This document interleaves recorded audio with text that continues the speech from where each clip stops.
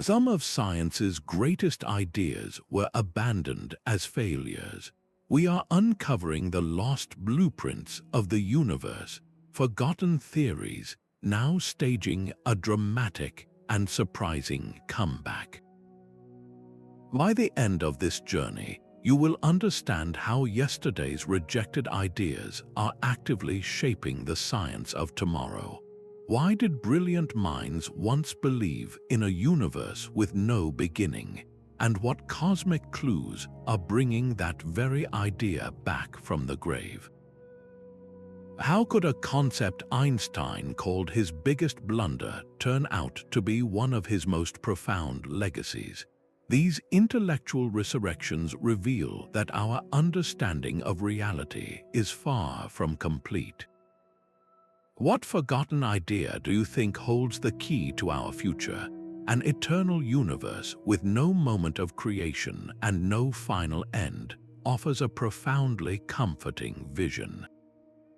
This was the beautiful, stubborn idea at the heart of the steady-state model.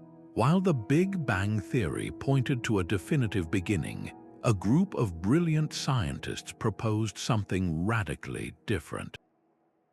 Hermann Bondi, Thomas Gold, and the famously outspoken Fred Hoyle argued for a cosmos that was, on the largest scales, unchanging. The universe, in their view, had always existed and would always look the same. But there was a glaring problem.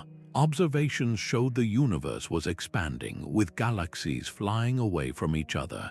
If space was stretching, how could the density of matter remain constant? The steady-state theory offered a bold and elegant solution. It proposed that new matter was continuously being created from nothing, popping into existence in the empty voids between galaxies. Just a few atoms per cubic kilometer every century would be enough to maintain the perfect balance. This was the core of what they called the perfect cosmological principle, stating that the universe is uniform not just in space, but in time as well.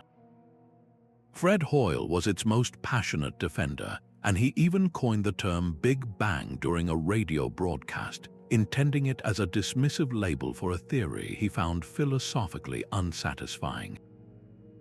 He famously argued that the idea of the entire universe bursting from a single point was absurd. For a time, the two models stood as equals, each explaining the data in its own way. Then came a discovery that seemed to shatter the steady state forever. In the 1960s, astronomers accidentally detected a faint, uniform glow of microwave radiation coming from all directions in space. This cosmic microwave background was the cooled-down remnant of the universe's hot, dense infancy, the very afterglow of the Big Bang. It was a blow from which the classic steady-state theory never recovered. Yet the idea never truly died. In the shadows of mainstream cosmology, its spirit lived on. Some modern theories, exploring the possibility of an eternal multiverse or cyclical models of cosmic evolution, whisper echoes of that timeless cosmos. Could the grand vision of a universe without beginning or end find new life in a different form on a far vaster scale? The refusal of this idea to fade completely suggests our cosmic story is still being written, perhaps with pages borrowed from forgotten blueprints. For millennia, humans looked up at the jagged fury of a lightning storm and saw more than just weather. They saw a crackling, living power in the heavens, a hint that the universe itself might be electrically alive. That primal intuition is the heart of a modern heresy, a forgotten blueprint known as the electric universe. This theory proposes a cosmos woven not just by the silent pull of gravity, but by the dynamic, visible hand of electromagnetic force. Its proponents, like the independent physicist Wallace Thornhill, argue that we have been telling an incomplete story of the cosmos, one that ignores the sheer power of plasma and electric currents flowing through the void. The idea did not emerge from nowhere. Its roots trace back to the pioneering work of Christian Birkeland, a Norwegian scientist who, around the turn of the 20th century, proposed that the aurora borealis was caused by charged particles from the sun. He even created intricate Tarella experiments, using magnetized spheres in vacuum chambers to simulate these celestial currents. For a time, his work was celebrated. But as the 20th century progressed and gravity became the undisputed king of cosmic forces, Birkeland's electrically driven cosmos was pushed to the fringe, dismissed as a curiosity by the mainstream astronomical community. The electric universe, however, refused to stay silent. It offers provocative explanations for phenomena that leave standard models scratching their heads. It suggests, for instance, that the vast spiral arms of galaxies are not held together by the ghostly grip of dark matter, but are instead shaped by immense, rotating electric currents flowing through intergalactic space. It posits that solar flares are not merely magnetic explosions, but gigantic electrical discharges, like a cosmic circuit breaker being tripped. Perhaps its most stunning predictive success came from the behavior of comets. Mainstream science expected comets to be simple, dirty snowballs, inert and dark until warmed by the sun. But the electric universe model predicted they would act like a negatively charged object moving through the sun's positively charged plasma environment. When comet Hale-Bopp appeared, it displayed intense X-ray emissions and a perfectly aligned filamentary tail stretching millions of kilometers, behaviors that shocked conventional astronomers but were precisely what the electrical model had foreseen. It forces us to ask a profound question. What if we have been telling the story of the cosmos with only half the cast? What if the fundamental force we harness every time we flip a light switch is not just a terrestrial phenomenon, but the very thread stitching the galaxy together? This challenge to gravity's solo reign finds a surprising parallel in another radical idea, one that also sought to dethrone a cosmic constant. A Nobel Prize winner once dared to suggest we were reading the universe all wrong. Hans Alfvén was not a fringe thinker. He won the highest honor in science for his foundational work in magnetohydrodynamics, the study of how magnetic fields and electrically conductive fluids like plasma interact. He showed us how to contain the fury of a fusion reaction here on Earth. Yet when he turned his gaze to the stars, his ideas were met with profound resistance. Alfvén proposed that the cosmos is not a near-perfect vacuum ruled by gravity alone, but is instead flooded with plasma, a seething, electrically charged gas that makes up over 99% of the visible universe.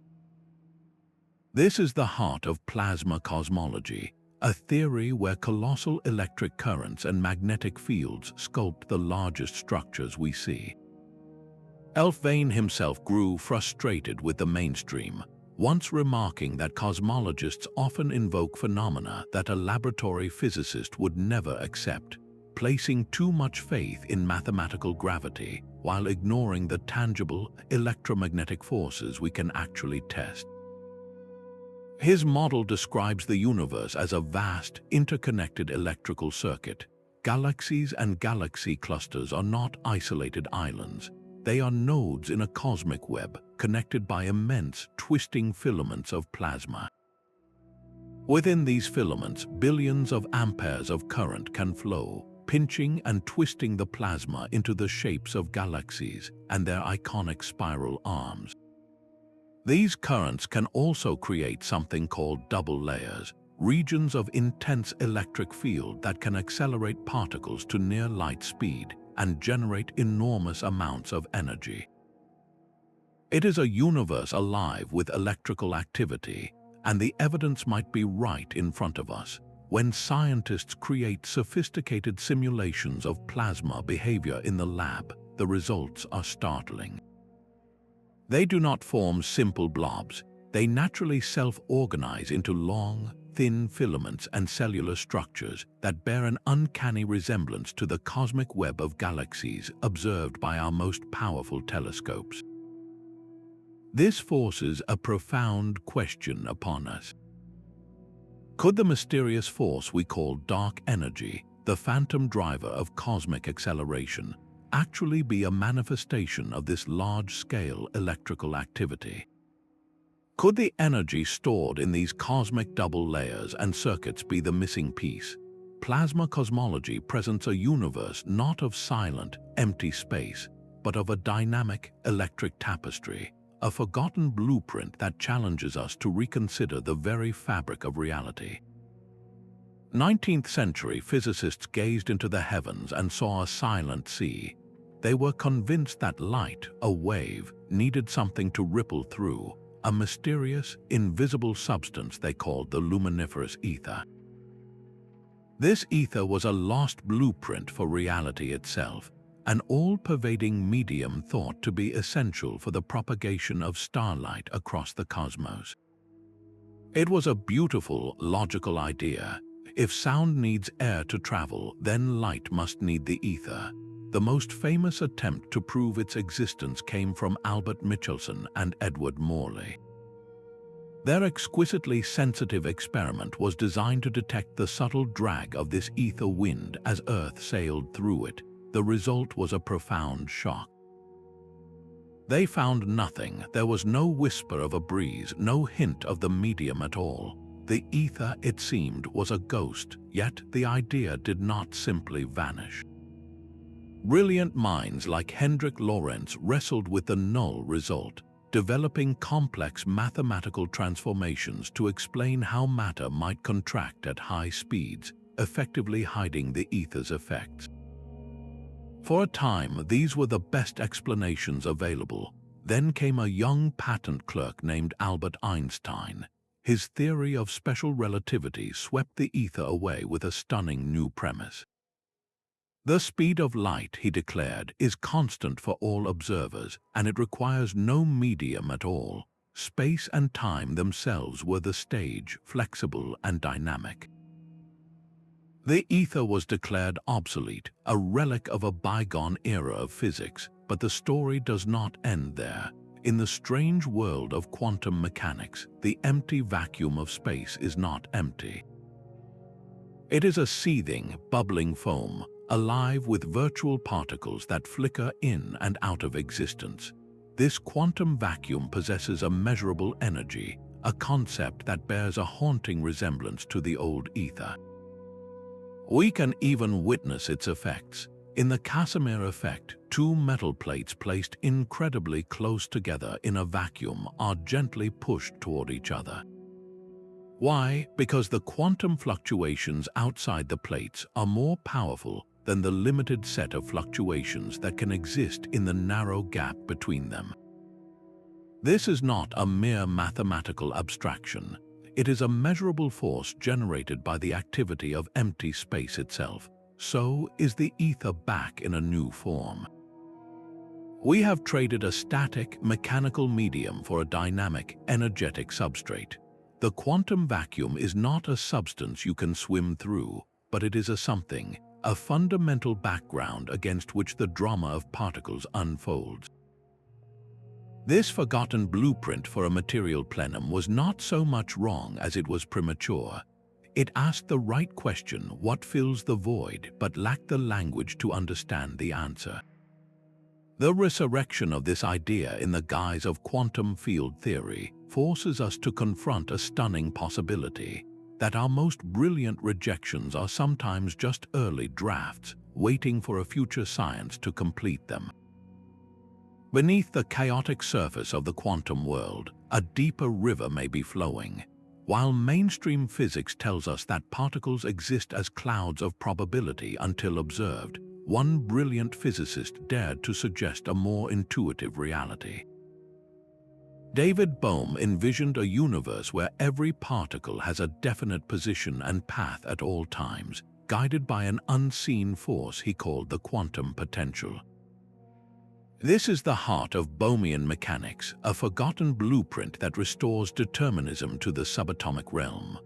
Bohm argued passionately against the prevailing view, proposing that the bizarre probabilities of quantum mechanics do not reflect fundamental randomness, but rather our ignorance of a deeper, hidden level of reality. He called this the implicate order, a folded, enfolded totality from which our familiar world unfolds. In his view, the entire universe is a seamless whole, and the apparent separateness of things is an illusion. How does this actually work? Imagine a particle is not a fuzzy wave but a precise point-like object. It is always accompanied by a real, physical wave, a pilot wave that guides its motion. This quantum potential does not push the particle like a force. Instead, it informs it, shaping its trajectory based on information from the entire experimental setup. This leads to a profound and unavoidable feature, non-locality. A change in one part of the system can instantly influence the guiding wave everywhere else, no matter the distance. This was not a bug in Bohm's theory, but a feature, a direct expression of the universe's underlying wholeness. For decades, this idea was dismissed as a philosophical curiosity, an unnecessary complication.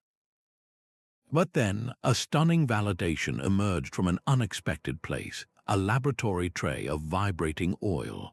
Physicists discovered that a tiny droplet of silicone oil, when bounced on a vibrating fluid surface, can exhibit behaviors once thought to be exclusively quantum. The droplet creates a guiding wave in the fluid, and as it moves, it is piloted by this wave. This macroscopic system faithfully recreates quantum oddities, from tunneling through barriers to developing quantized orbits. It is a breathtaking analogy, a tangible hint that Bohm's hidden variables might not be so hidden after all. Could this deterministic underpinning be the key to resolving the deepest paradoxes of quantum theory? Does it offer a clearer path to unifying the quantum world with the force of gravity? The reemergence of this elegant, if controversial, idea proves that our search for cosmic order is far from over, pushing us to consider even grander unifications. A three-dimensional image floats in the air, yet it is born from a flat, two-dimensional surface. This magic trick of light holds a secret that might explain the very nature of our cosmos. The holographic principle proposes that our universe, with all its rich depth and volume, might be a vast and magnificent projection from a distant, lower-dimensional shell. This idea, which sounds like science fiction, is rooted in the hard physics of black holes.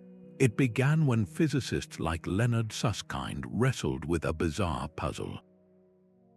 They discovered that the maximum amount of information, the entropy you can pack into any region of space, is not proportional to its volume, but to the surface area of its boundary.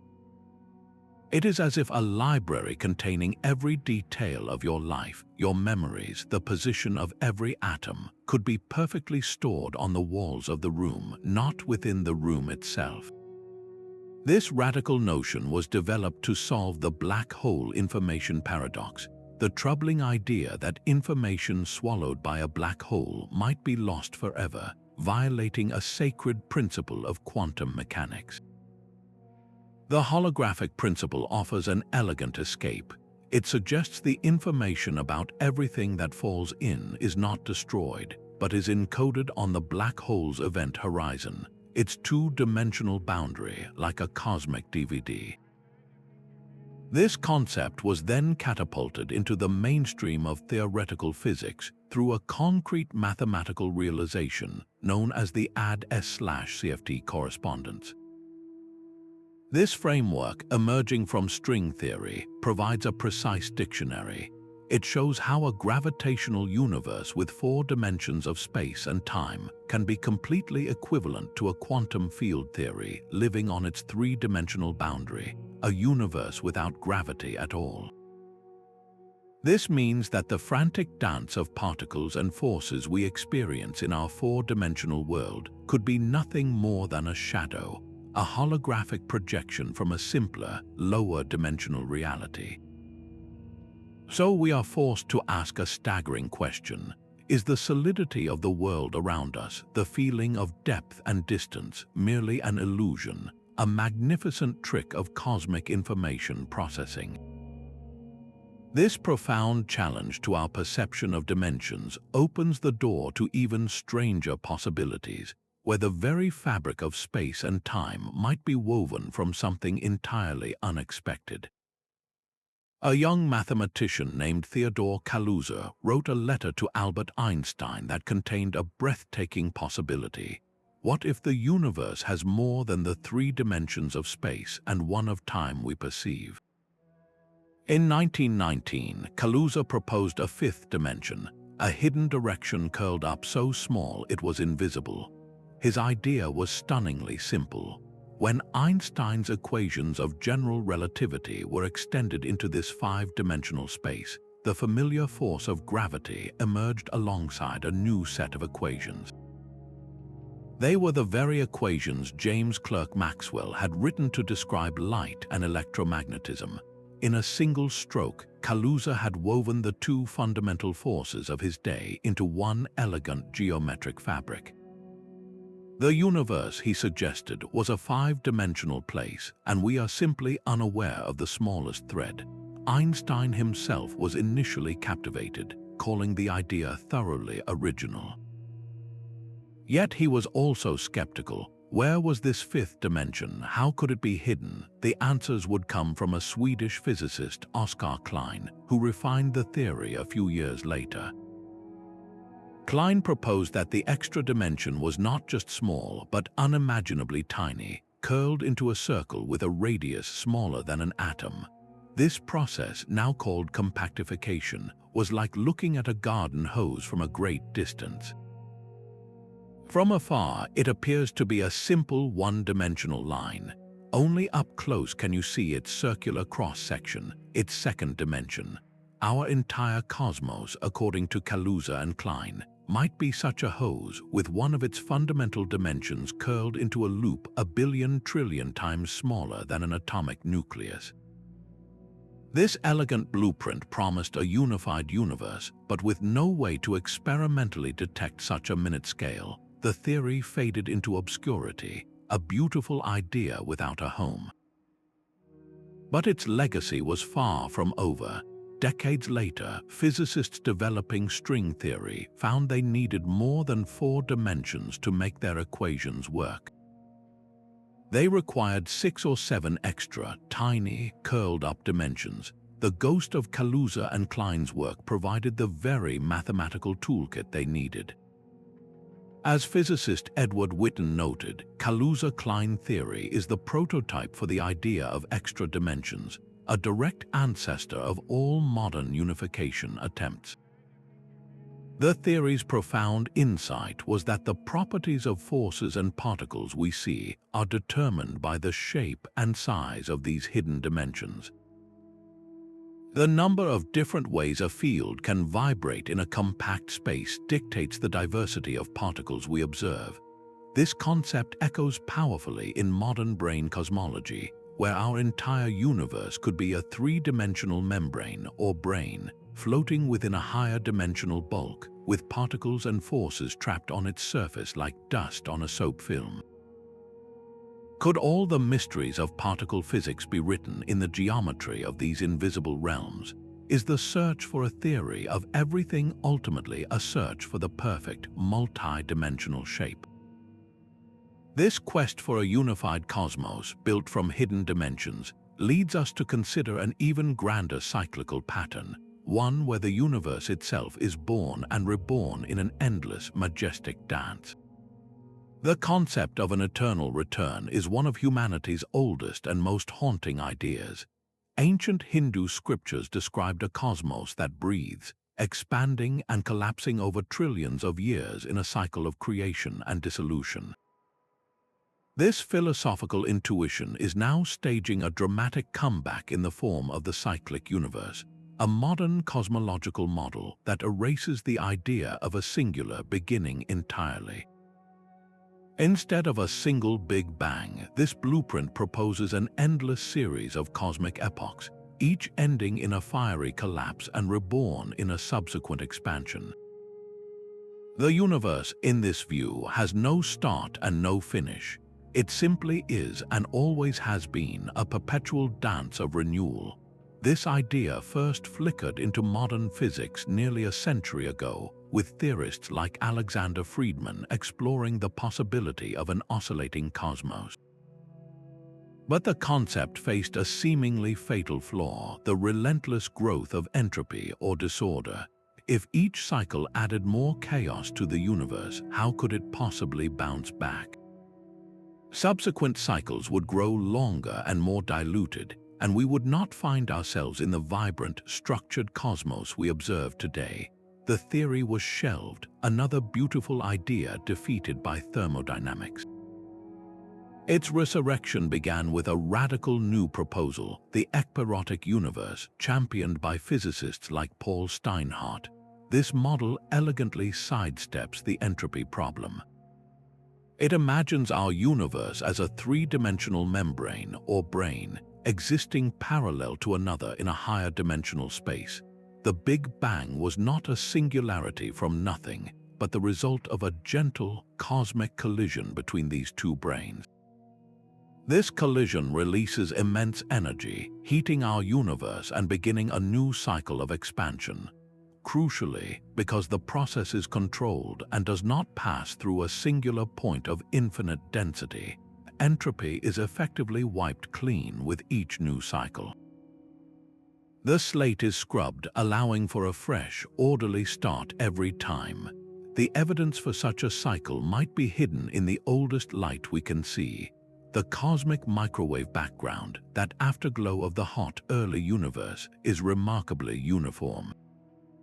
Yet, precise measurements have revealed strange, large-scale anomalies, cold spots and asymmetries that the standard inflationary model struggles to explain. Cyclic models, however, can naturally produce these features as subtle imprints from the universe that existed before our own, echoes of a previous cosmic cycle. So we are left with a staggering possibility. Is our entire cosmic history, from the first stars to the formation of our planet, merely one chapter in an infinite series? Does the Big Bang mark not the beginning of time, but simply the latest turning of an eternal wheel? This vision of a cyclical cosmos challenges our deepest notions of origin and destiny, suggesting that the grand structure of everything may be part of a rhythm far older than we can comprehend. A single fern leaf reveals a universe in miniature. Its shape is not a chaotic mess, but an intricate pattern that repeats itself, each tiny frond mirroring the structure of the whole branch. This beautiful self-similarity, found everywhere from snowflakes to river networks, might be the most profound pattern in nature, and it is a pattern that some cosmologists believe is written across the cosmos itself. This is the radical hypothesis of fractal cosmology, a forgotten blueprint that suggests the universe is not smooth and uniform on the largest scales, but is instead arranged in an endless, repeating hierarchy of clusters within clusters. It directly challenges one of the most sacred tenets of modern astronomy, the cosmological principle, which states that the universe is homogeneous, meaning it looks the same in every direction when viewed on a sufficiently large scale. The father of fractals, Benoit Mandelbrot, was the first to seriously propose this cosmic architecture. He famously asked, "Why should we think of the distribution of galaxies as a uniform dust when it so clearly resembles a complex, branching structure?" A fractal universe would have no true average density, because as you zoom out to larger and larger volumes, you would simply find more and more empty space punctuated by ever larger clusters of galaxies. It is a cosmos without a center and without an edge, not because it is smooth, but because its intricate structure repeats forever. How would we see this pattern? Astronomers use tools called correlation functions to measure how galaxies cluster together. In a perfectly homogeneous universe, this clustering would fade away as you looked at larger scales. But in a fractal cosmos, the clustering would persist, showing the same statistical relationships regardless of the scale you are observing. It would be like looking at a coastline from an airplane, then from a satellite, and finding the same degree of jagged complexity.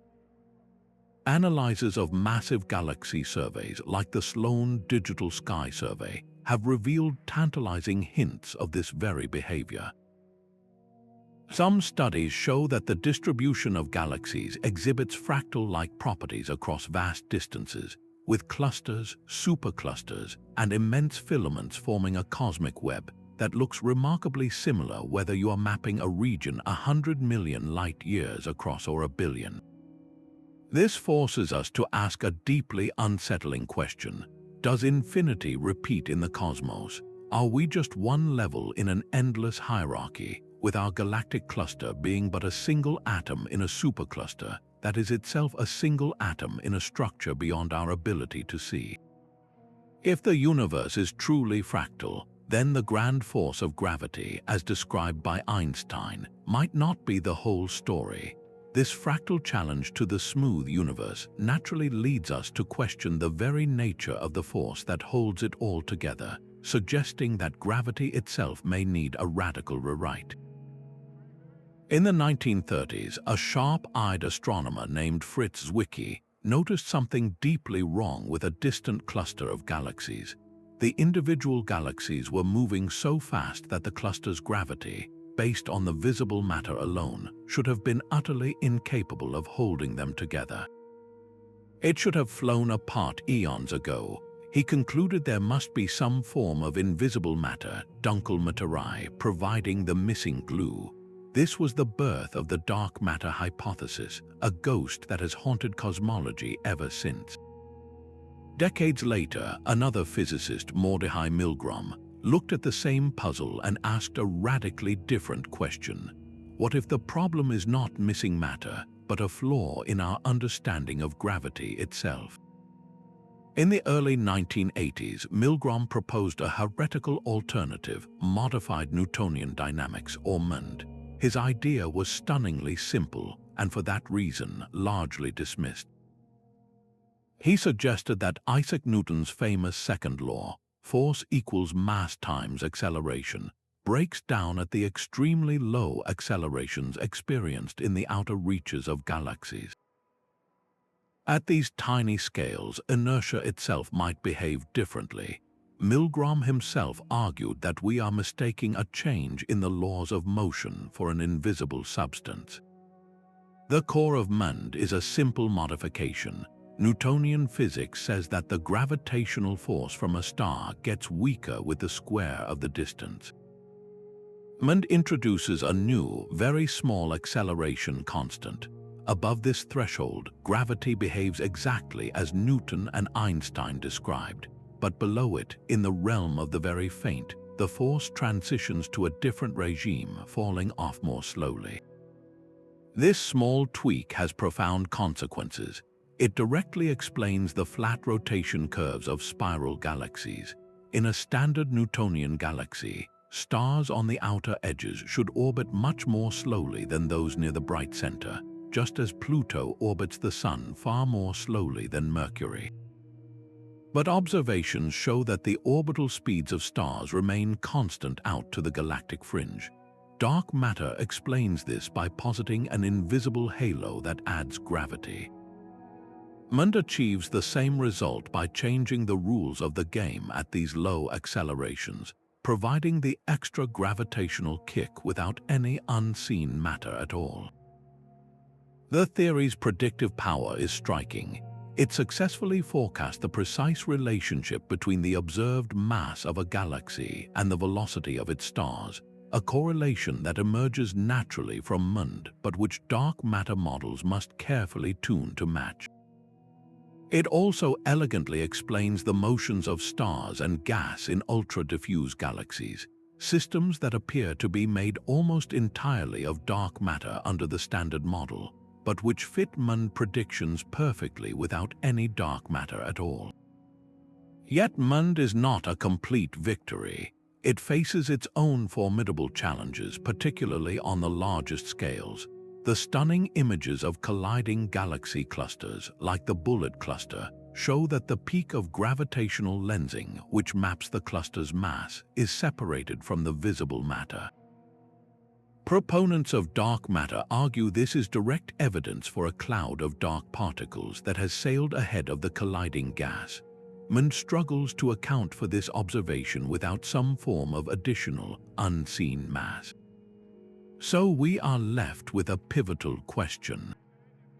Could a single, elegant tweak to the laws of physics eliminate the need for the vast, invisible cosmos of dark matter? Or is Mund a beautiful but ultimately incomplete description, a powerful tool for galaxies that fails when faced with the universe's grandest structures? This fundamental clash over the nature of gravity itself sets the stage for an even deeper mystery, the phantom force that is not pulling the universe together but tearing it apart. He called it his greatest blunder. After formulating his theory of general relativity, Albert Einstein realized his equations predicted a dynamic universe, one that should either be expanding or contracting. Unsettled by this, for the prevailing view was of a static, eternal cosmos, he introduced a fudge factor, a mathematical term he labeled the cosmological constant. This term represented a repulsive force, a kind of anti-gravity that could perfectly balance the inward pull of all the matter in the universe, holding it in a steady state. But when Edwin Hubble's observations later confirmed the universe was indeed expanding, Einstein famously renounced his invention, dismissing the cosmological constant as unnecessary and his biggest mistake. It was a blueprint crumpled up and thrown away. Yet, in a stunning twist of fate, this very idea would be pulled from the trash decades later, becoming one of the most profound concepts in modern cosmology. The story of its resurrection begins in the late 1990s. Two independent teams of astronomers were studying distant supernova, using these exploding stars as cosmic mile markers to measure the expansion rate of the universe. They expected to find that the pull of gravity was slowing the expansion down. Instead, they discovered the opposite. The universe was not just expanding, it was accelerating, as if some mysterious repulsive force was pushing galaxies apart at an ever-increasing rate. The cosmological constant was the perfect and simplest explanation for this cosmic acceleration. It was no longer a blunder, but a prediction. As physicist Lawrence Krauss noted, the biggest blunder of Einstein's life might not have been introducing the cosmological constant, but rather taking it out. But what is this constant physically? In modern terms, it is intimately tied to the energy of empty space itself, the quantum vacuum. According to quantum field theory, the vacuum is not a true nothingness. It is a seething sea of virtual particles that constantly flicker in and out of existence. This activity endows every cubic centimeter of empty space with a tiny, baseline energy, the vacuum energy. This energy has a repulsive gravitational effect, and it is this effect that the cosmological constant mathematically describes. The numbers, however, create a colossal puzzle. When physicists calculate how much vacuum energy there should be based on quantum theory, the value is a staggering 120 orders of magnitude. That is a 1 with 120 zeros after it, larger than what we observe from the cosmic acceleration. This is the widest discrepancy between theory and experiment in the entire history of science, so we are left with a haunting question. Why did Einstein's initial intuition fail him so dramatically? He saw the constant as a static fix for a static universe, a force for stability. He could not have foreseen that its true role was not to hold the universe still, but to fuel its runaway expansion. This revelation forces us to confront an even more radical possibility. What if the cosmological constant is not a constant at all? What if this fundamental number, this force of the vacuum, can change over time? The very laws of physics might be fading with time. Picture a universe where the strength of gravity weakens imperceptibly over billions of years, or where the speed of light was slightly faster in the cosmic dawn. This was the radical suggestion of Paul Dirac, a giant of 20th century physics, who noticed strange numerical coincidences between cosmic and atomic scales. He proposed that what we call constants, like the gravitational constant, might not be constant at all, but are slowly evolving as the universe expands. It was a heretical idea directly challenging the foundation of physics, the assumption that the rules of the game are fixed for all time and everywhere in space. For decades, this was dismissed as a curious speculation. How could we trust any experiment or any prediction about the distant past if the fundamental parameters were shifting? The entire edifice of cosmology would be built on sand. Then, an astronomer named John Webb and his team began looking at the light from impossibly distant quasars, the brilliant cores of ancient galaxies. As this light traveled for billions of years to reach us, it passed through interstellar clouds of metal, absorbing specific colors and leaving a unique fingerprint in the spectrum. Webb was analyzing one particular fingerprint, the fine structure constant, a number that governs the strength of electromagnetic interactions between light and matter. His results sent a shockwave through the physics community. The data suggested that billions of years ago, in certain directions of the sky, this fundamental constant was slightly smaller than it is today. The change is minuscule, a few parts in a million, but if true, its implications are earth-shattering. It means the universe does not play by the same absolute rules everywhere and everyone.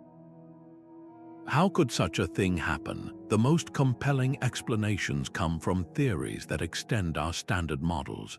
One possibility involves scalar fields, invisible energies that permeate all of space. Much like the field that gives rise to the Higgs boson, a cosmic scalar field could be slowly evolving, and as it changes, it subtly tweaks the values of what we perceive as constants. Another, even more mind-bending possibility ties back to those hidden extra dimensions from Kaluza-Klein. If the size or shape of those compactified dimensions is changing over cosmic time, then the fundamental forces that depend on that geometry would change along with them. The quest to confirm this is underway in laboratories right now.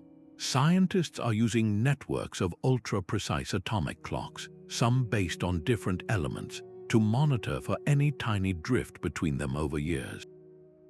If the constants governing their atomic transitions are changing at different rates, these clocks will slowly fall out of sync, revealing the slow dance of the laws of physics themselves. So we are forced to confront a staggering possibility. Are the laws of nature not a timeless, eternal decree, but more like local ordinances, capable of amendment over the lifetime of the cosmos? This erosion of absolute constants inevitably leads us to question the most absolute event of all, the moment of creation, and to wonder if the universe even had one. Light grows weary on its billion-year journey across the void. This is the hauntingly simple premise of the tired light hypothesis, a forgotten blueprint that dares to challenge our most fundamental cosmic observation.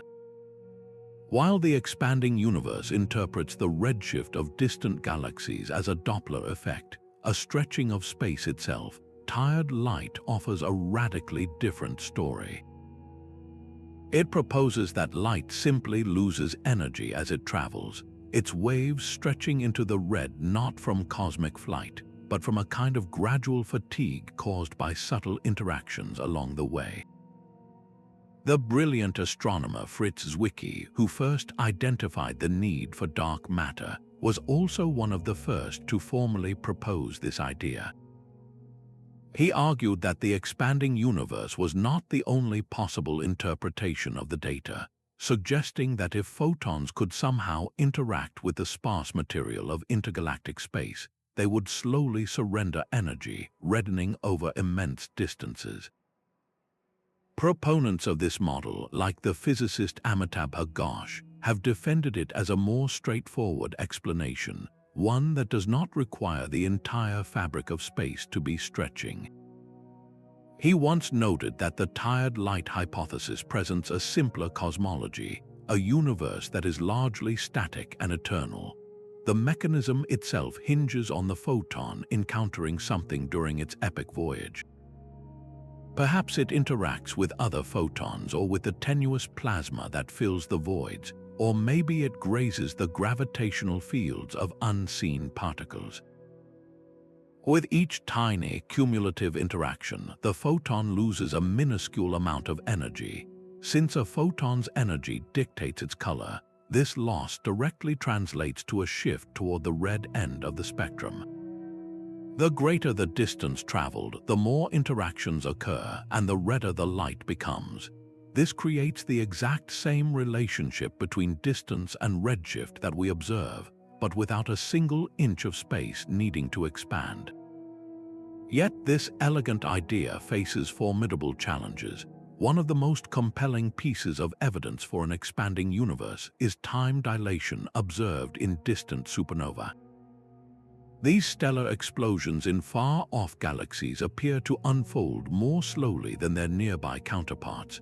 Their light curves, the timeline of their brightening and fading, are stretched out in time. This is precisely what Einstein's relativity predicts for an expanding cosmos, where the very fabric of time is stretched along with space. A static tired light universe has no natural way to explain this temporal stretching. Light might lose energy, but why would it slow down the perceived passage of time for a distant supernova? This single observation is a heavy weight against the tired light model. So we are left with a deeply unsettling question. Has one of our most basic cosmic measurements been a grand misinterpretation all along? Could the redshift, the very cornerstone of modern cosmology, be telling us a story not of flight but of fatigue? This challenge to our cosmic narrative pushes us to look for answers in the most extreme realms of physics, where the fabric of space and time itself must be rewoven. While string theory gathered headlines with its tiny, vibrating strings, a quieter revolution was brewing in the corners of theoretical physics. A small group of researchers, including Abhay Ashtekar, were crafting a radical alternative that asked a more fundamental question. What if we do not need extra dimensions to unify gravity with the quantum world? What if we simply need to quantize the fabric of space and time itself? This is the lost blueprint of loop quantum gravity, a theory that paints a breathtaking picture of reality as a vast, woven tapestry of finite loops. Unlike string theory, which requires a pre-existing stage of spacetime for its strings to vibrate upon, loop quantum gravity is background independent. It does not live within spacetime, it builds spacetime from the ground up. As one of its key architects, Carlo Rovelli, often emphasizes, the theory describes a world where space is not a continuous backdrop, but a dynamic, discrete network of relationships. Imagine the universe at its smallest scale. The smooth continuum we experience shatters into a fine-grained structure, a spiderweb of one-dimensional loops. These loops are not in space, they are space. Each loop represents a tiny, indivisible quantum of area, the smallest possible unit, much like a pixel on a screen. When these loops link together, they form an evolving structure called a spin network. The history of this network changes as it evolves through time, creates a spin foam, a four-dimensional fabric representing spacetime itself. In this granular geometry, there are no points smaller than the Planck length, no true infinities. This has a stunning consequence for the most extreme places in the cosmos. Both the center of a black hole and the moment of the Big Bang are described in general relativity as singularities, points of infinite density where the laws of physics break down. Loop quantum gravity erases these infinities. The theory predicts that matter cannot be crushed to an infinitely dense point. Instead, as gravity becomes overwhelmingly strong, a tremendous repulsive force emerges from the quantum nature of space itself, causing a cosmic bounce. This leads to the compelling idea of a big bounce, where our universe could have been born from the collapse of a previous one, a cyclical vision that elegantly avoids a definitive beginning.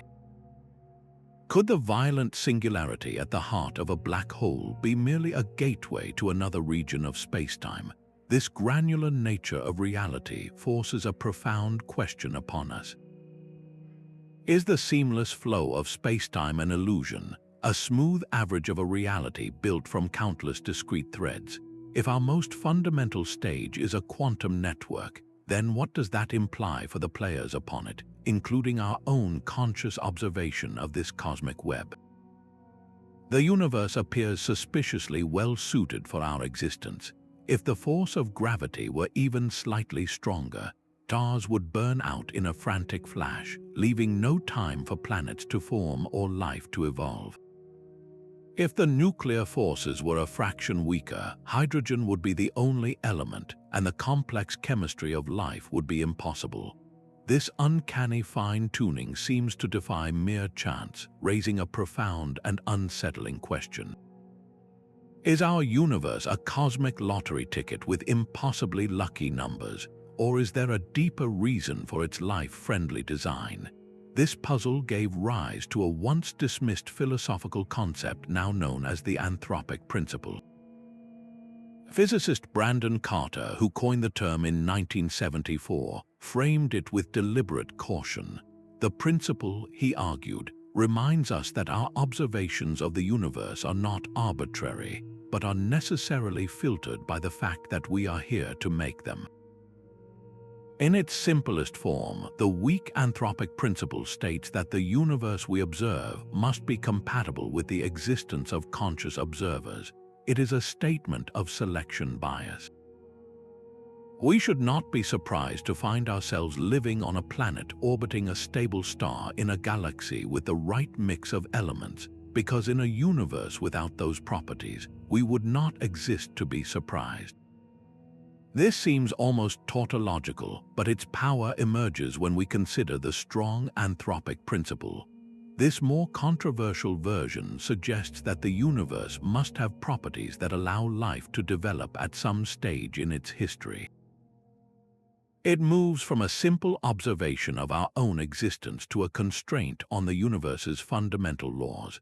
The most compelling evidence for this line of thinking lies in the precise values of the cosmic constants.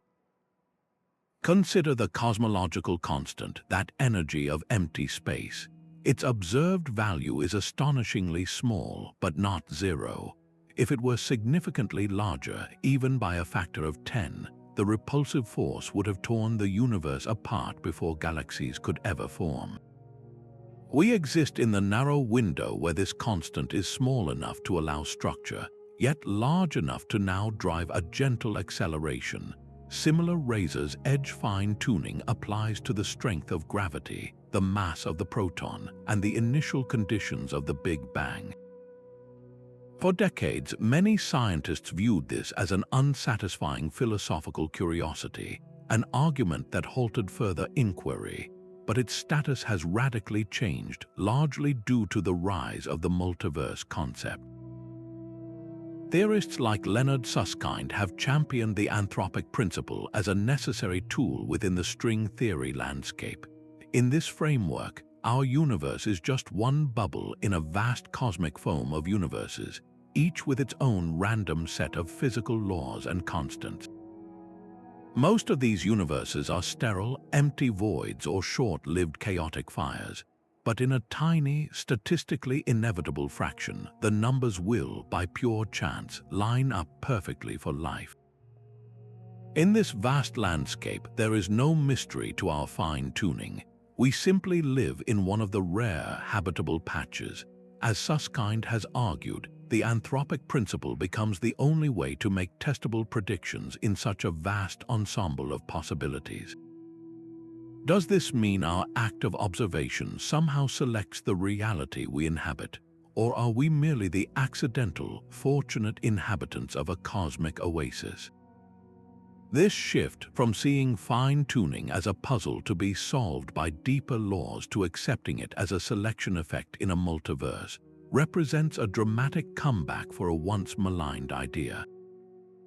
It transforms a philosophical speculation into a practical, if controversial, scientific instrument, forcing us to confront the possibility that our universe's most basic properties are not fundamental but local.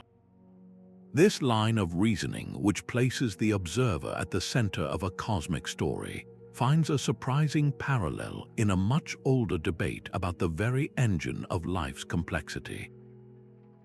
A Nobel Prize-winning chemist once proposed a dazzlingly simple answer to life's greatest mystery. Svante Arrhenius, in the early 20th century, suggested that life did not originate on our planet at all. Instead, he envisioned invisible spores of life propelled by the gentle pressure of starlight, drifting eternally through the interstellar void to seed barren worlds like our own.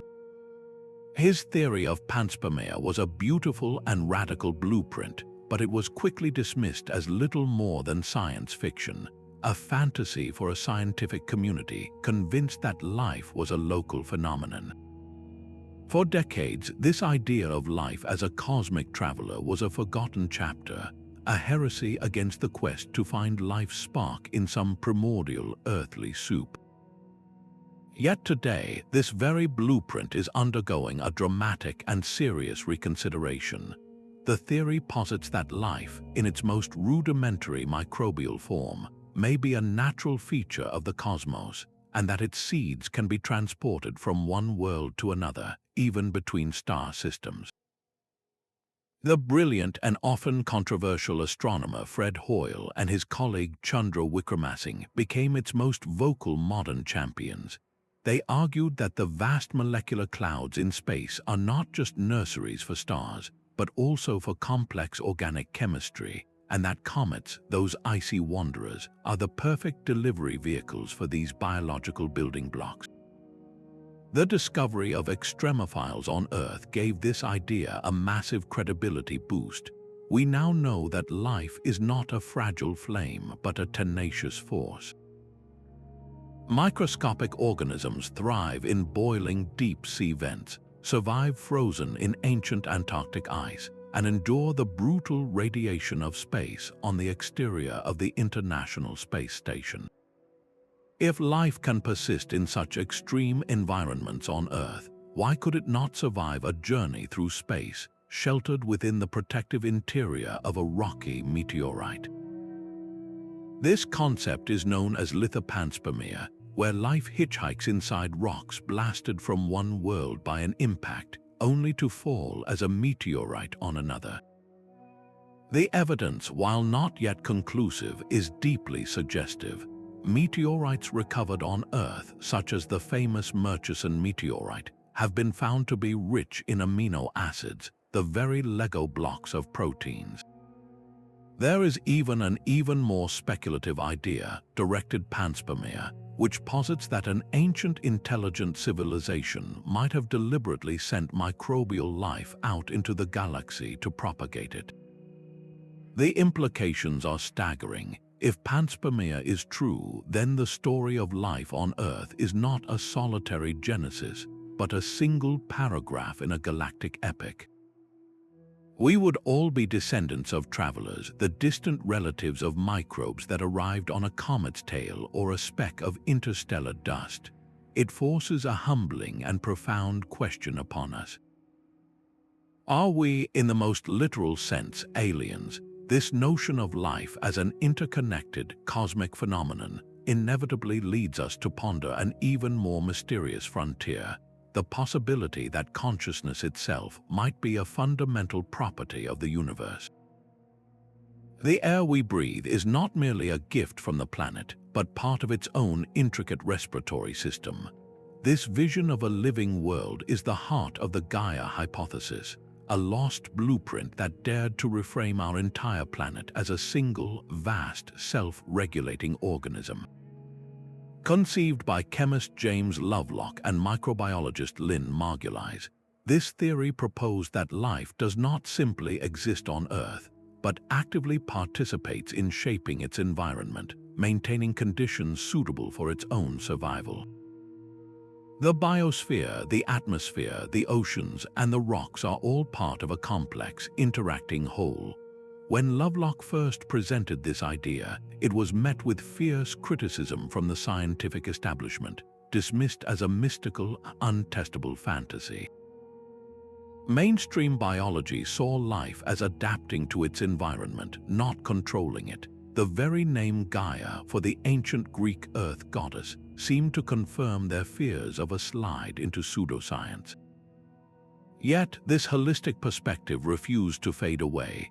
Its core insight that life and its planetary environment co-evolve in a tight feedback loop has quietly infiltrated and transformed modern Earth system science.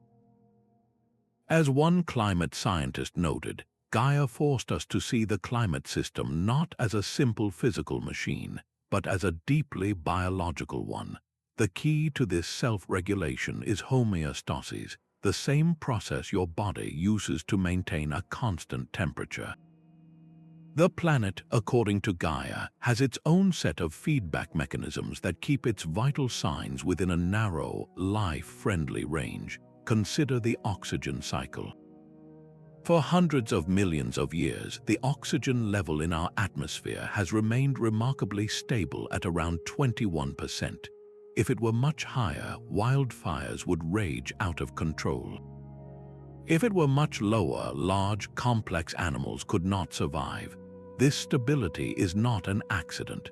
It is a dynamic balance achieved through the continuous interplay of photosynthesis, which produces oxygen, and respiration and decay, which consume it. Life itself is the governor on this planetary engine. To demonstrate that this was not mere mysticism, Lovelock created a powerful computer model called Daisy World. Imagine a planet orbiting a sun that is gradually growing brighter. This world is populated only by two types of daisies, black and white. The black daisies absorb heat, warming their surroundings, while the white daisies reflect sunlight, cooling their area.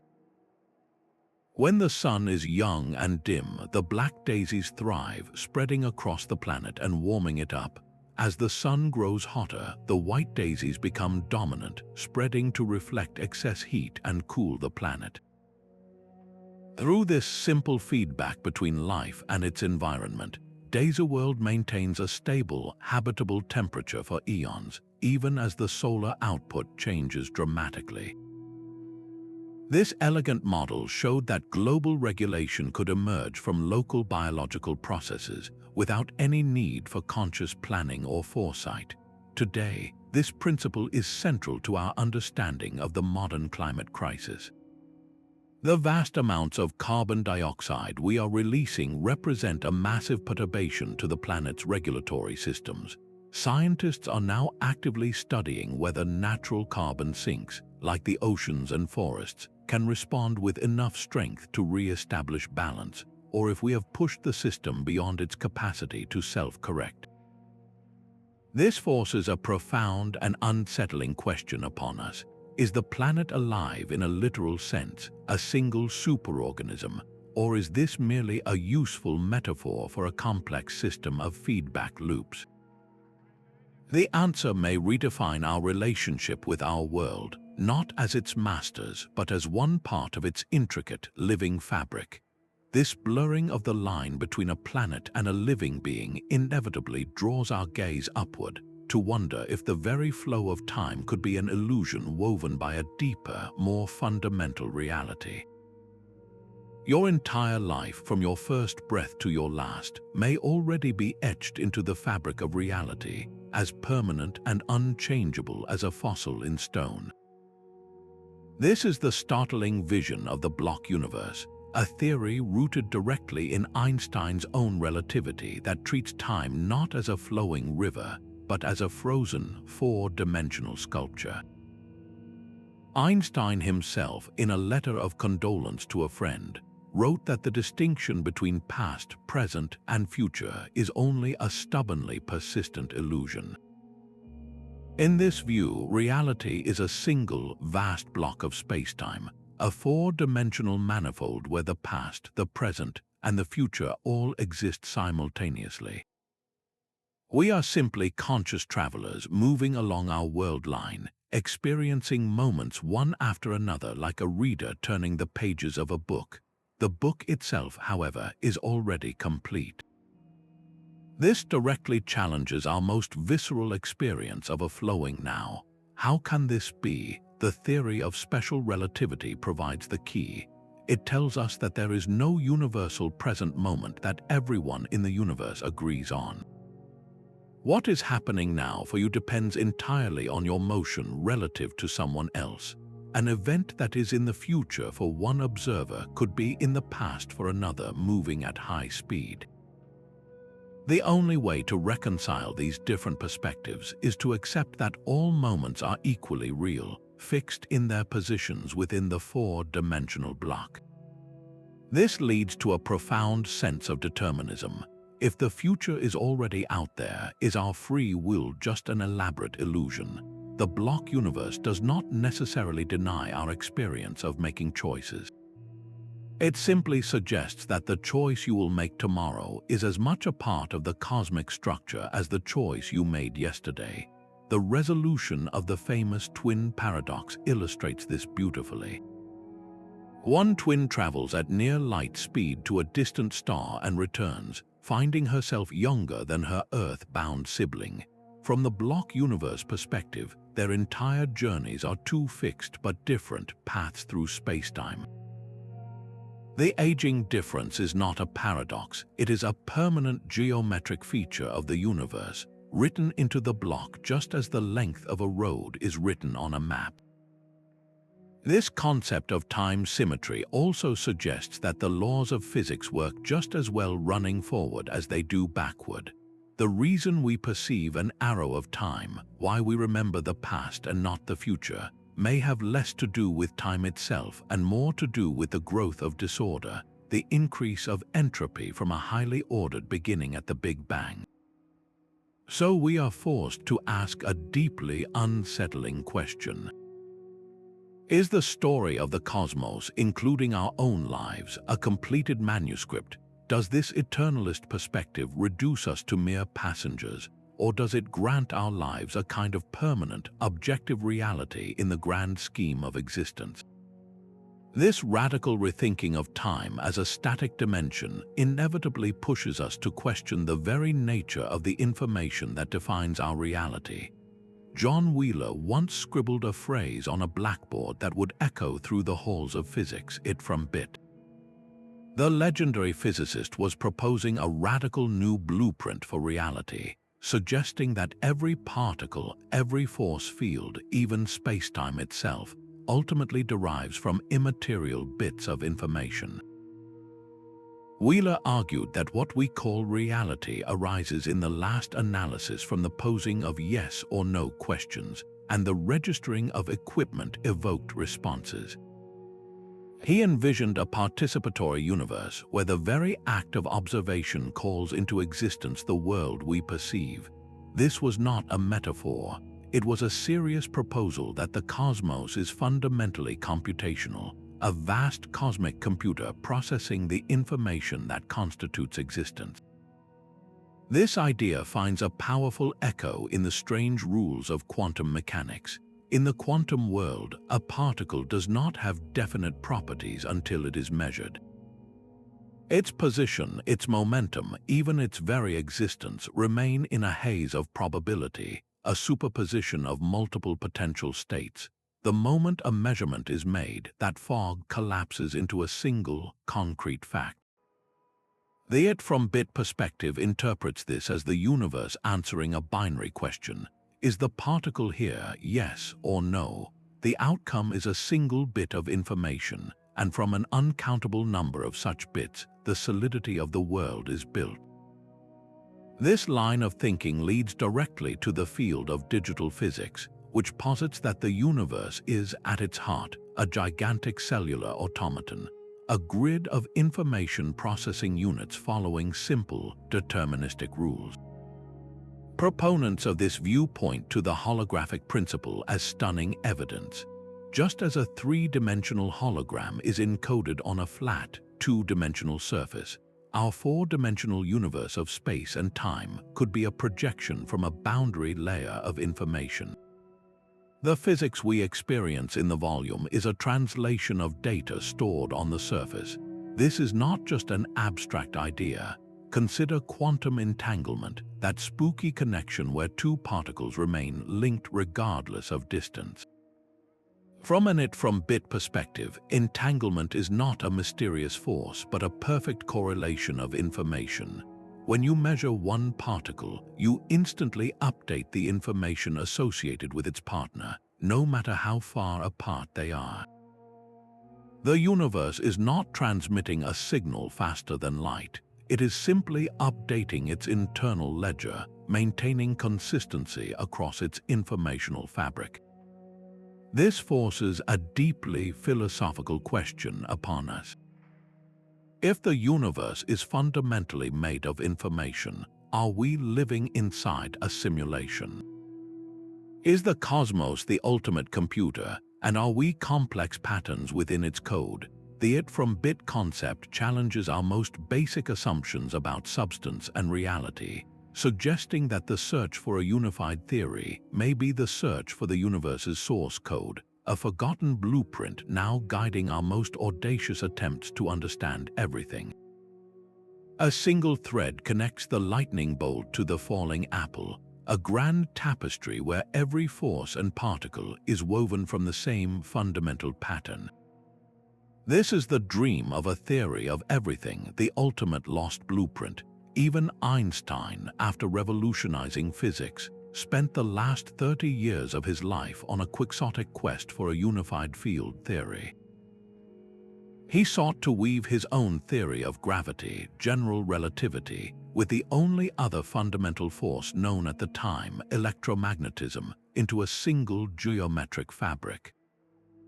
He was convinced that the universe could not be governed by two separate, unrelated sets of rules. His approach was profoundly geometric.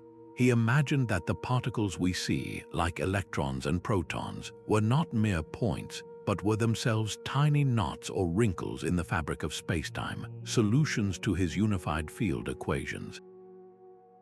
He wrote to a friend that he wished to know how God created this world, to know his thoughts, the rest being details. But his mathematical machinery grew increasingly complex and, in the end, yielded no testable predictions. The physics community, excited by the new frontiers of quantum mechanics, largely moved on, leaving his unified fieldwork as a historical footnote, a beautiful but failed ambition. Yet, these early efforts were not in vain. They planted a crucial seed, the idea of geometric unification.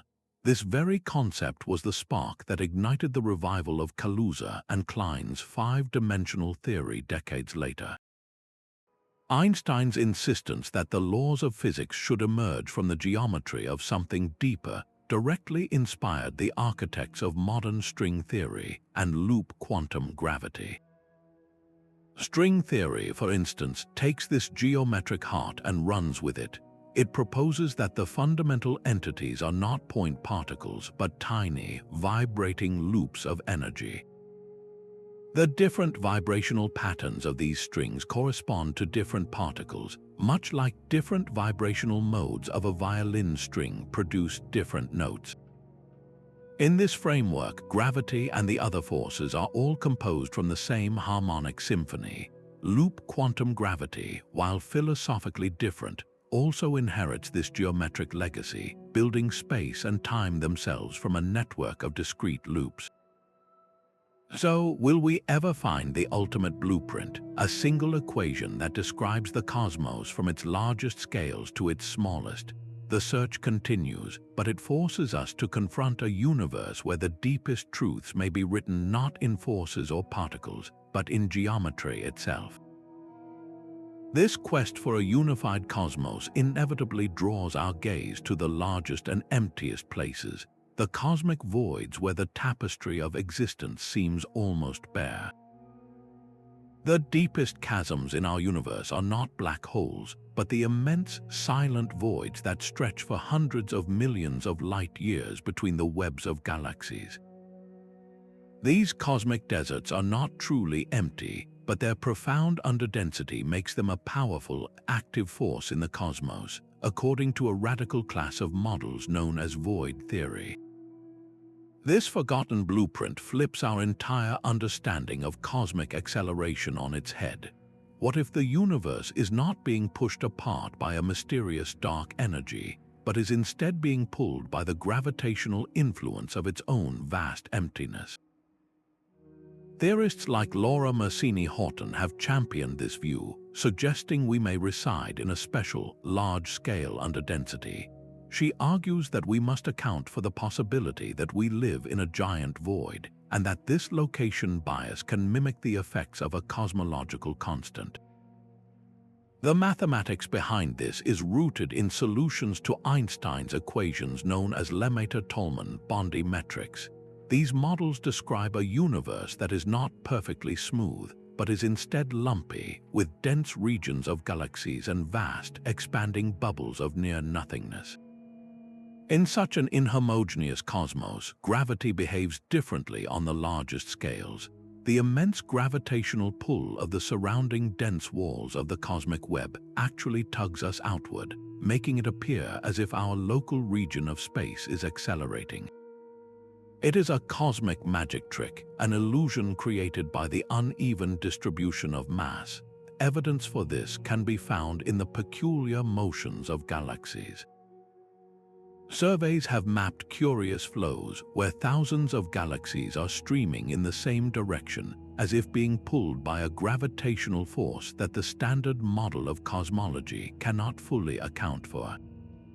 This great attractor could be a signature of the void's gravitational landscape, a subtle clue that we are sailing through an uneven cosmic sea, so we are compelled to ask a deeply unsettling question.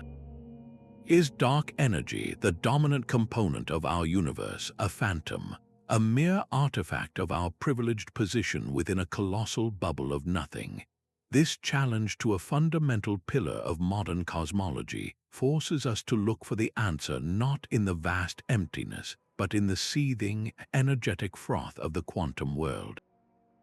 The Big Bang presents physics with its ultimate wall, a moment where all known laws break down into a meaningless singularity.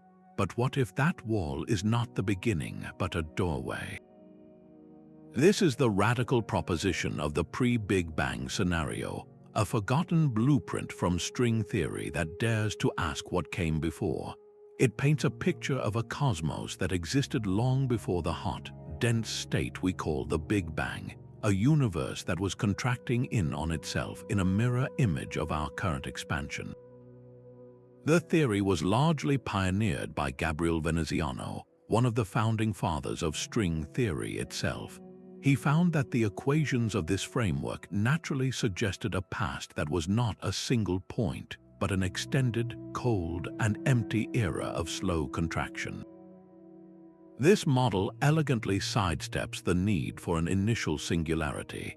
Instead of a universe exploding from an infinitely dense point, we have a graceful transition, a cosmic bounce from contraction to expansion.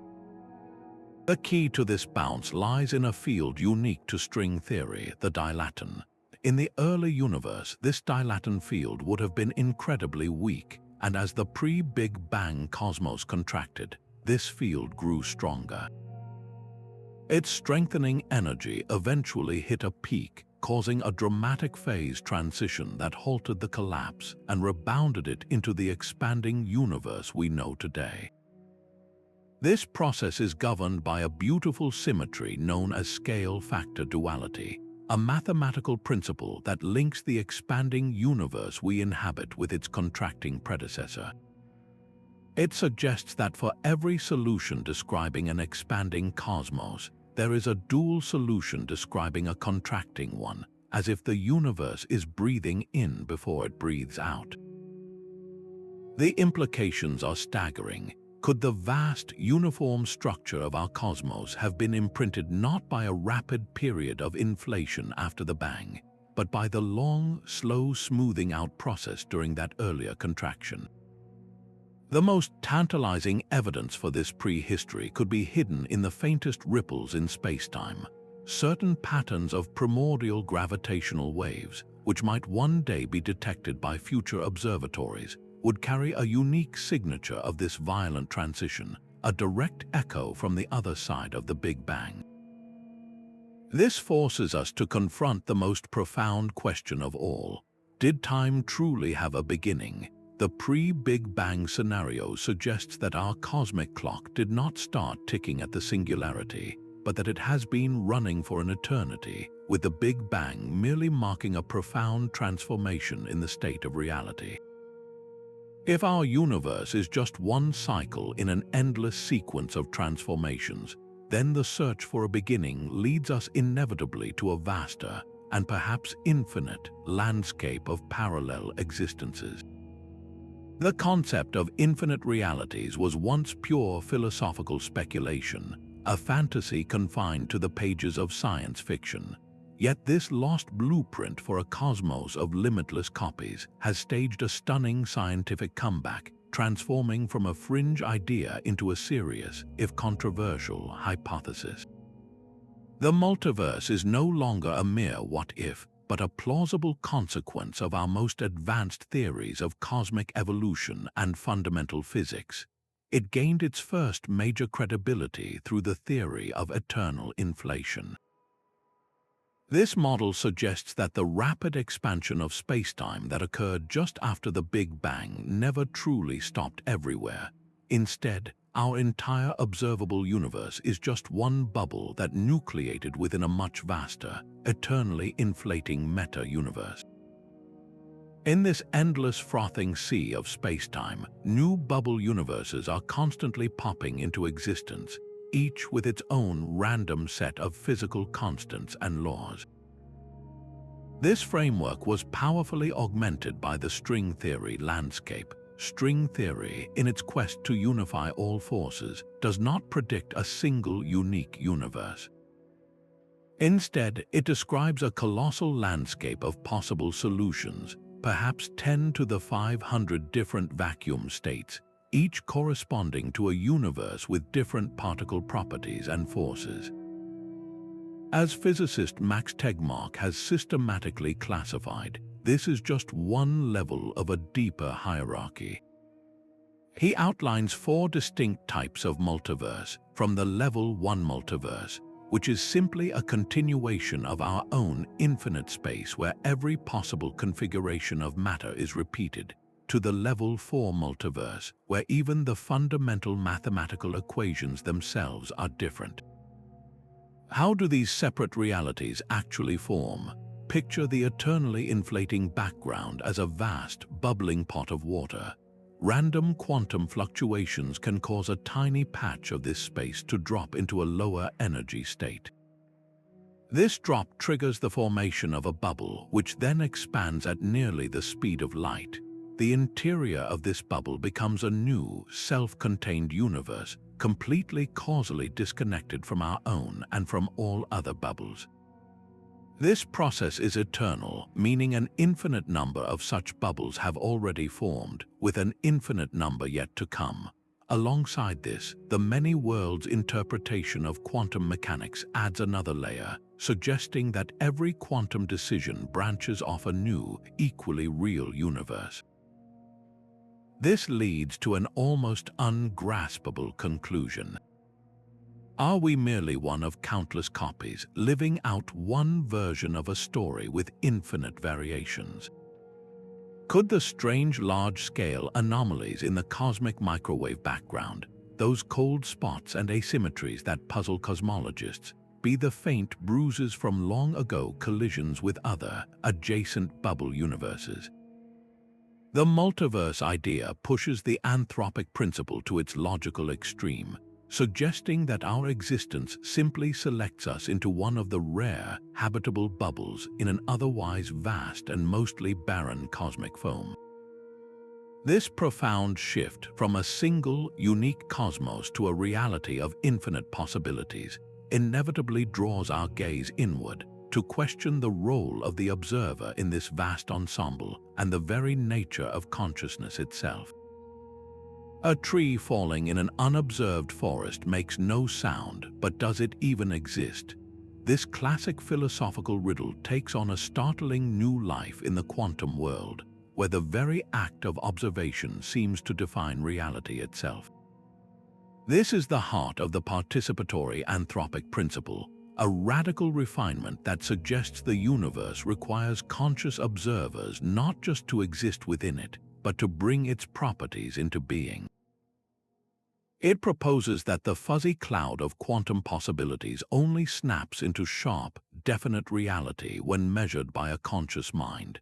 The legendary physicist John Wheeler designed a mind-bending experiment to test this very idea, the delayed choice experiment.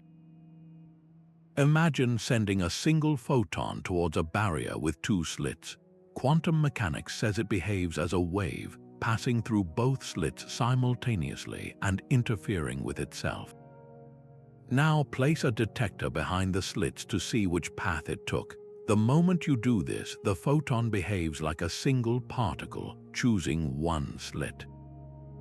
Wheeler's genius was to ask, what if we delay that decision until after the photon has already passed through the slits? Astonishingly, the results confirm that the observer's choice in the present seems to retroactively determine the photon's past behavior. It is as if the universe cannot decide whether the photon was a wave or a particle until a conscious mind asks the question, rewriting history in that very instant. This profoundly blurs the line between the cosmos and the mind. The famous measurement problem of quantum mechanics asks why the probabilistic wave function collapses into a single outcome. The participatory principle offers a breathtaking answer that consciousness itself is the catalyst for this collapse. This idea reignites ancient mind-body debates, placing the observer not as a passive witness, but as an active participant in creation. Does this mean that the entire cosmos, from the most distant galaxy to the fabric of spacetime, remained in a ghostly state of potential until the first conscious beings evolved to perceive it? This leads to theories where time itself is not a one-way street, but a complex loop where future observations can influence the past, crafting a reality that is, in every moment, a collaborative work of art between the universe and the minds within it.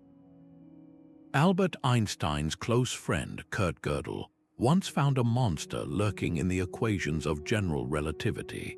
He discovered a solution describing a rotating universe that permitted paths looping back into their own past.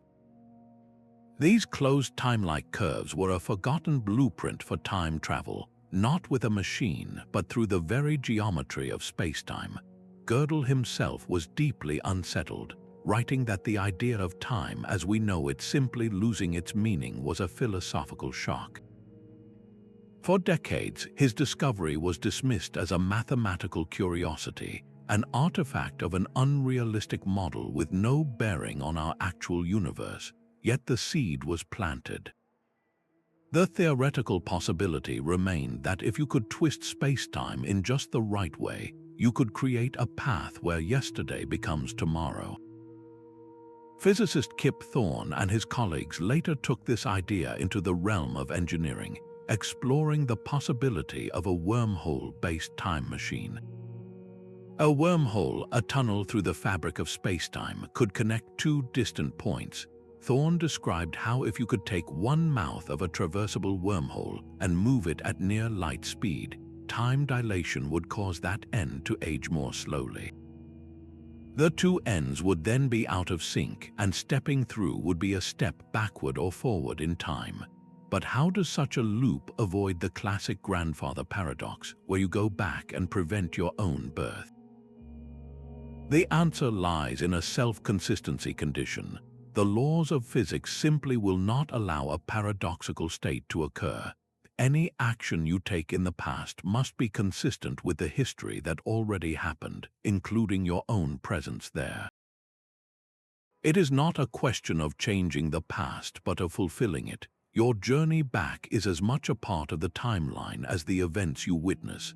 Quantum mechanics adds another layer of protection. As you approach the moment of creating a paradox, quantum effects might become so extreme that they destroy the time loop before it can be used. Stephen Hawking proposed a chronology protection conjecture, suggesting that the universe has a built-in mechanism, perhaps through the buildup of infinite energy in the quantum vacuum, that prevents closed time-like curves from forming and keeps history free for historians. To visualize how such a curve could form, imagine a cosmic string, an infinitely long and dense defect left over from the early universe. If two such strings were to move past each other at near light speed, the immense gravitational fields they generate would warp spacetime so severely that paths looping back in time could briefly appear in their wake. So, is time travel a genuine possibility, or merely a mathematical ghost in the machinery of relativity? This exploration of spacetime's extreme flexibility forces us to reconsider the nature of causality itself, and it subtly shifts our perspective on another great cosmic mystery. If the fabric of reality can be twisted into such profound knots, perhaps the invisible matter holding galaxies together is not a single, simple substance, but something far more complex and unexpected. An invisible ocean floods the cosmos, its waves passing through your body at this very moment. For decades, we had two brilliant blueprints for what this dark matter could be, proposals that were largely shelved but refused to be forgotten. Axions and WIMP represent two profoundly different visions for the universe's missing mass. Axions were born from a puzzle in particle physics known as the strong CP problem. The strong nuclear force which binds atomic nuclei exhibits a curious symmetry, and physicists could not understand why. Roberto Pexi and Helen Quinn proposed an elegant solution, a new symmetry that, when broken, would produce an extremely light, ghostly particle, the axion. This particle would naturally be a perfect dark matter candidate, streaming through the universe in vast numbers. Weakly interacting massive particles, or WIMP, emerged from a different grand framework, supersymmetry. This theory posits that every known particle has a heavier superpartner. The lightest of these superpartners would be stable, electrically neutral, and would interact only through gravity and the weak nuclear force, making it invisible and pervasive, a WIMP. The beauty of the WIMP idea was its predictive power. When physicists calculated how many of these particles would have survived from the hot Big Bang, their relic density perfectly matched the amount of dark matter we observe. It was a stunning coincidence that seemed too good to be wrong. The hunt for these phantoms is a story of human ingenuity. Experimentalists like Elena April have pioneered the search with projects like the xenon experiments, vast vats of ultra-pure liquid xenon buried deep underground to shield them from cosmic rays. The hope is that a WIMP, on a very rare occasion, will bump into a xenon nucleus, producing a tiny flash of light and a wisp of free electrons. For years, these detectors have grown larger and more sensitive, pushing into uncharted territory. The work is painstaking. As April has described, it is a quest to hear the faintest whisper in a universe of constant noise. there have been tantalizing hints, like the unexplained excess of electron recoil events detected by the Xenon 1T experiment, a signal that could have been a sign of actions, though it was more likely a statistical fluctuation or trace contamination. The search for actions is equally fascinating, because they are predicted to convert into photons in the presence of strong magnetic fields.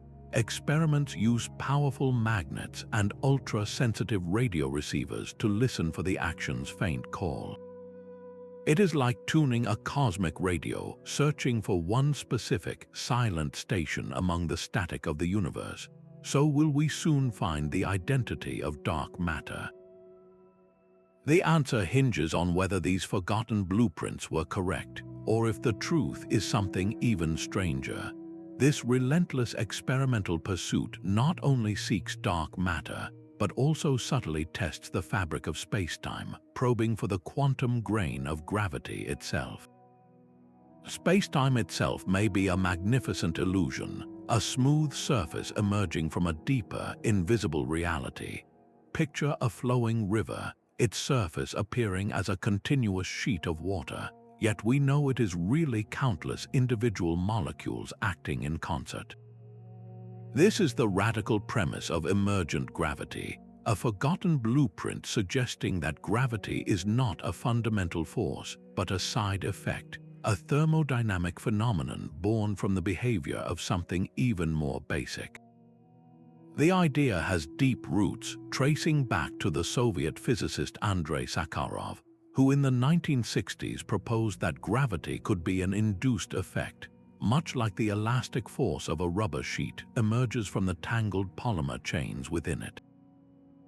For decades, this remained a niche curiosity, a beautiful idea without a clear path forward. Its dramatic modern revival is led by theorists like Eric Verland, who boldly reframes gravity as an entropic force. Verland argues that gravity is a consequence of the natural tendency for disorder to increase, a cosmic parallel to the way gas expands to fill a room. He states that gravity is not an innate property of matter, but rather a force that arises from the changes in information associated with the positions of material bodies. How can the force that holds planets in their orbits be compared to the spread of heat? The theory begins with the concept of holographic screens. According to the holographic principle, all the information describing a volume of space can be thought of as encoded on its boundary, like a three-dimensional movie projected from a two-dimensional screen. Verland proposes that these screens are not just storage devices, but active participants. When an ordinary object, like a star or a planet, approaches such a screen, it displaces information. This displacement creates an imbalance, a gradient in entropy, and the system responds by moving to restore equilibrium. This restoring force, this push toward higher entropy, is what we experience as gravity. It is not an attraction between masses, but a statistical tendency toward disorder manifesting as a pull. The implications are staggering. This framework can naturally explain the mysterious flat rotation curves of galaxies without invoking dark matter. In the emergent gravity picture, the extra gravitational kick in the outer regions of a galaxy is not due to an invisible halo of particles, but arises from the additional entropy associated with dark energy in the vast, empty space beyond the visible stars. The equations derived from this thermodynamic approach match the observed galactic rotation speeds with striking precision, offering a compelling alternative to the decades-long search for WIMP and Axions. This forces us to ask a deeply unsettling question. Is the stage upon which the cosmic drama plays out not fundamental at all? Are space and time themselves collective behaviors emerging from a vast network of entangled quantum information? If gravity is entropic, then the initial conditions of our universe, the seemingly perfect setup that allowed for galaxies and life, might not be a lucky accident, but a natural thermodynamic outcome. This vision of a cosmic illusion woven from information leads us directly to the most profound beginning of all. Stephen Hawking once sat down with James Hartle and asked a question so profound it threatened to erase the very concept of a beginning. What if the universe had no edge in time, no first moment? Their no-boundary proposal is a lost blueprint that dares to describe a cosmos without a creation event, a finite universe that simply is. Hawking and Hartle suggested that if we trace the history of the cosmos back toward the Big Bang, the nature of time itself undergoes a fundamental shift. The familiar, linear flow of real time smoothly transitions into a different dimension, what mathematicians call imaginary time. In this imaginary time, the universe has no boundary, no sharp edge where the laws of physics break down. It is geometrically analogous to the surface of the Earth. The Earth is a finite sphere, yet you can travel across its surface forever without ever encountering an edge or a boundary. The no-boundary proposal suggests the universe in imaginary time is just like that, a perfectly smooth, closed surface with no beginning point. This elegant idea emerges from the mathematics of quantum gravity and the path integral formulation. Instead of a single history, the universe has every possible history, a sum over all potential paths it could have taken. The no-boundary condition selects only those histories that are closed and without boundaries, and our classical universe emerges as the most probable one from this quantum haze. It describes the origin not as a singularity, but as a gentle quantum gravitational blur, a smooth geometrical transition from nothing into something. This model makes concrete predictions. It naturally provides the initial conditions for a period of rapid inflation, that explosive expansion moments after the Big Bang that set the stage for the formation of all cosmic structure. The universe begins in a state of maximum smoothness and minimal disorder, which is precisely what the inflationary paradigm requires to explain the large-scale uniformity we observe. So we are compelled to ask the ultimate question: did the universe truly begin from nothing? In the no-boundary proposal, there is no before, because time as we know it did not exist. There is no creation from nothing, because the concept of nothing loses its meaning without the framework of time.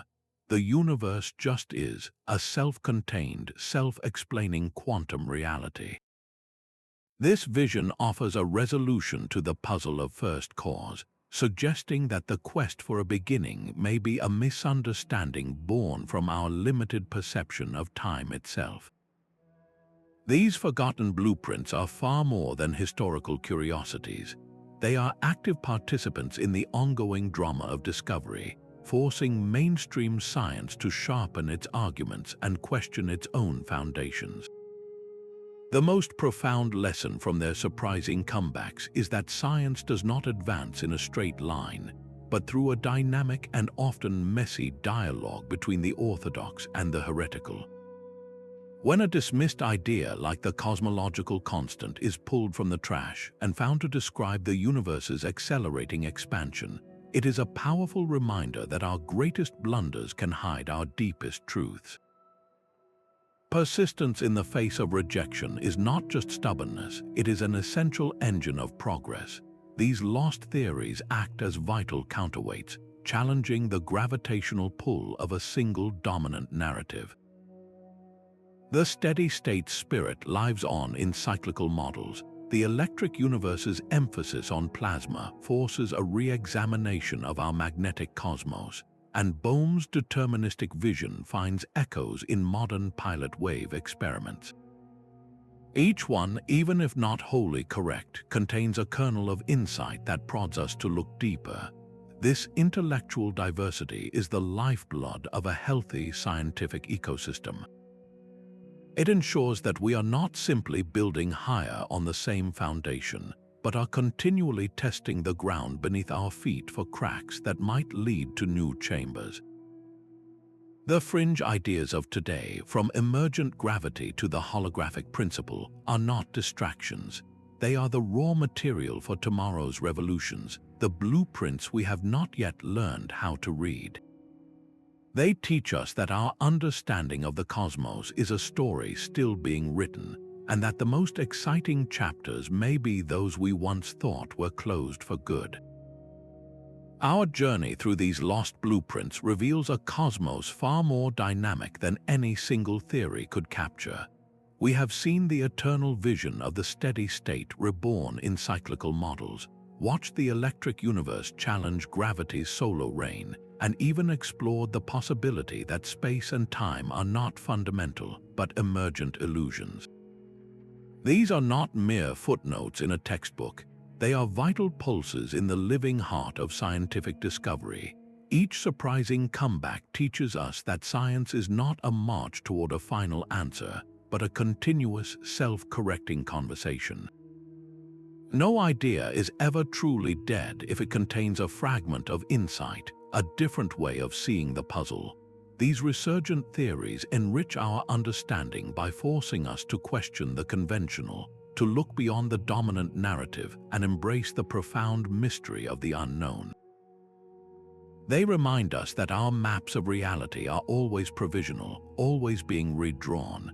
As we close, consider this: the universe's greatest secrets may not lie in some distant, unreachable future.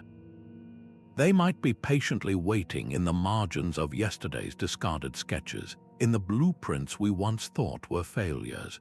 Which of these forgotten ideas captures your imagination the most? Share your thoughts in the comments and subscribe for more journeys into the heart of cosmic enigmas.